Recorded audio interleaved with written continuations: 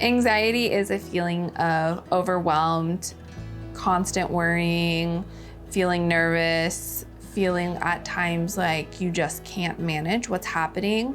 Now, to some degree, anxiety is normal. We all have anxiety in certain situations, like starting in a new environment or going to a new place or taking a hard test, those sorts of things. There's some normal anxiety associated with. There's not a typical age that you can see anxiety. It depends on a predisposition.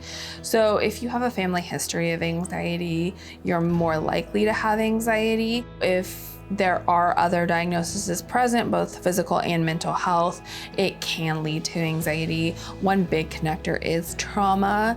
So you can see things like divorce or things like separation from a parent, loss of a parent, going into foster care, any close family member moving. Those sorts of things can be traumatic for kids. And so you can see an increase in anxiety after those sorts of events.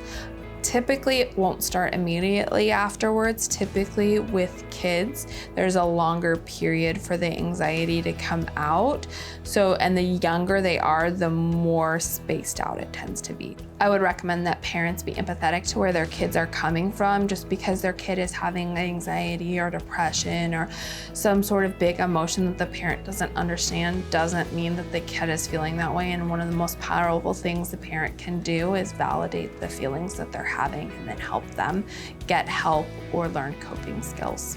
If you think that your kid is having anxiety that they can't cope with and you would like to look at getting them treatment, I'd recommend starting with your primary care doctor, with the community mental health center, school counselor, or if they're already in therapy, reaching out to that therapist and letting them know your concerns.